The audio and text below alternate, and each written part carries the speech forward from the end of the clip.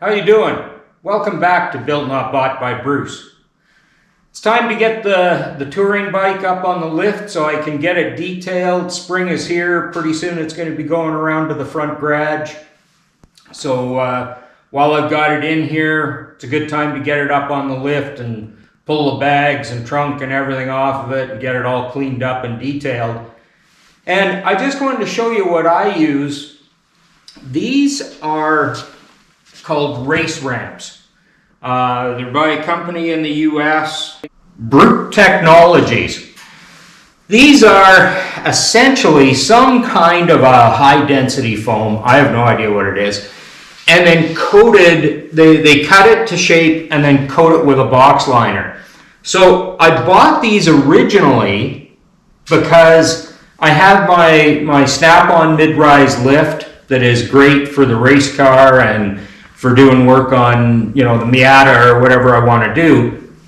The problem is, cars like the Miata and of course the race car, the ground clearance is so low that I can't get it onto the lift, because the lift, when it's in its flattest position, is probably still about 4.5 inches. I just don't have that kind of clearance underneath on certain cross members and stuff. So I needed some way of either lowering the lift or raising the vehicle. Lowering the lift didn't make a lot of sense. That would have meant having to cut a hole in the floor and sink the lift into the hole. And then it takes away from the portability of the lift, because then the only place it can sit is in the hole you make in the floor.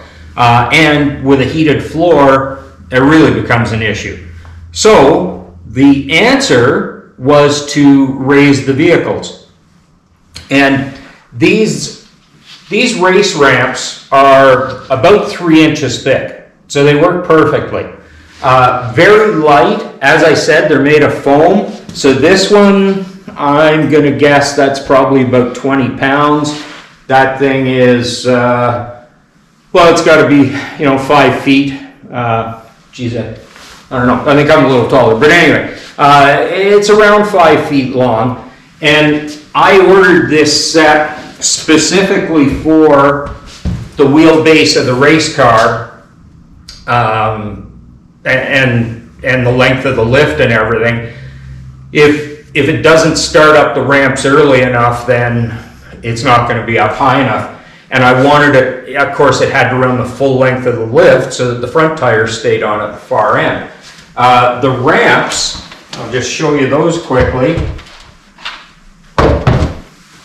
The ramps are kind of nice. They're tapered. It's a very slow rise in this case. You can get them shorter with more of an angle. This works really nice for me for the race car. As you can see, all the pieces interlock together, which gives me some flexibility, like beside the motorcycle lift. The nice thing that I didn't really plan on, but the nice thing was that beside the motorcycle lift, I can get the touring bike up on the lift now without any help. Karen comes out and cranks the front wheel chock for me. But a lot of you know, trying to push a touring bike, whether it's Harley, Goldwing, doesn't matter, any big touring bike, trying to push that thing alone up onto a steel ramp and things are slippery and everything else, makes way more sense to me if I can ride the thing up. But of course, my height, riding it up wouldn't be much good, because then I'd fall over because I had nowhere to put my feet. So with the race ramps, it gives me enough height beside the lift. I can get my feet on the race ramps and hold the bike in place.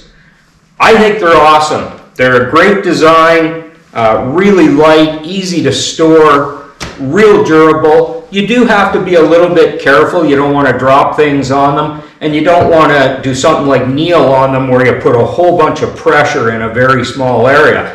But they are designed, each one will take 1,500 pounds. So if you're running up on 2 of them, then 3,000 pound vehicle, that's more than enough for, certainly for the race car, the Miata, small sports cars like that, it works just fine. Great product. Race ramps from Brute Technologies in the US. Love these things. Thanks for watching.